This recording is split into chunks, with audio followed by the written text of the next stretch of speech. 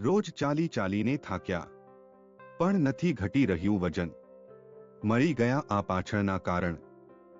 વજન ઘટાડવા માટે ચાલવું એ સૌથી અસરકારક પદ્ધતિ માનવામાં આવે છે, પરંતુ ઘણા લોકો દરરોજ ચાલવા છતાં પણ વજન ઘટાડવામાં નિષ્ફળ રહે છે. આવું કેમ થાય છે? શું ફક્ત ચાલવું પૂરતું નથી કે પછી તેની પાછળ કોઈ અન્ય કારણો છે?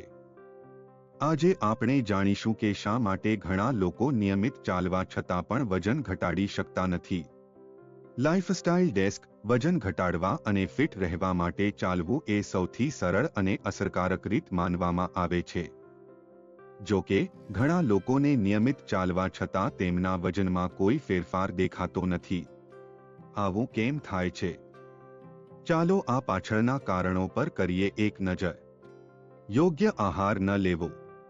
કેલરીની સંખ્યા. વજન ઘટાડવા માટે તમારે બર્ન કરતાં વધુ કેલરીનો વપરાશ કરવાની જરૂર છે, જે વજન ન ઘટવાનું સૌથી સામાન્ય કારણ છે. લોકો તેમની કેલરી ગણતરી પર ધ્યાન આપતા નથી, જેના કારણે તેઓ વજન ઘટાડી શકતા નથી.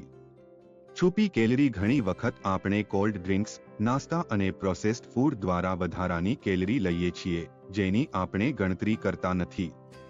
આ કારણે પણ વજન ઘટતું નથી. Food habits. તમે જે ખોરાક લો છો તેના ભાગ પર પણ ધ્યાન આપવું મહત્વપૂર્ણ છે. જો તમારા ભોજનમાં કેલરી અને કાર્બોહાઈડ્રેટ્સનું પ્રમાણ વધારે છે, તો તમે ગમે તેટલું ચાલશો, તમારું વજન ઘટી નહીં શકે.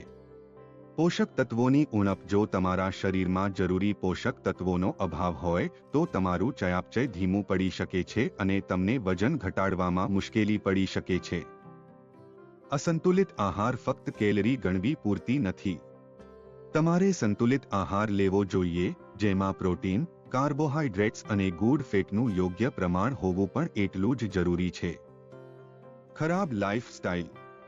ઊંઘનો અભાવ. પૂરતી ઊંઘનો અભાવ હોર્મોનલ અસંતુલનનું કારણ બની શકે છે, જેના કારણે ભૂખ વધી શકે છે અને વજન વધી શકે છે.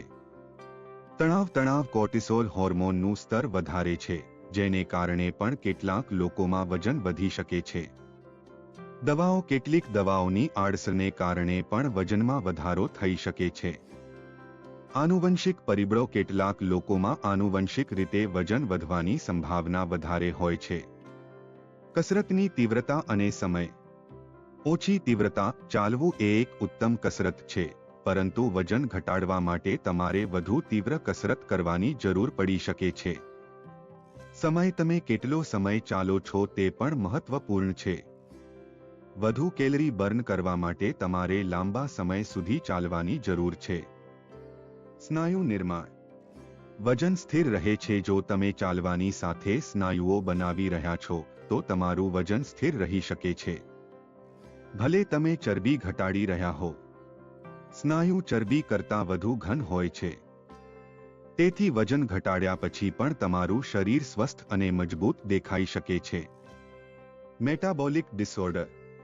થાઇરોઇડ સમસ્યાઓ. થાઇરોઇડ ગ્રંથિ ચયાપચયને નિયંત્રિત કરતા હોર્મોન્સ ઉત્પન્ન કરે છે. થાઇરોઇડની સમસ્યાઓ ચયાપચયને ધીમું કરી શકે છે અને વજનમાં વધારો કરી શકે છે.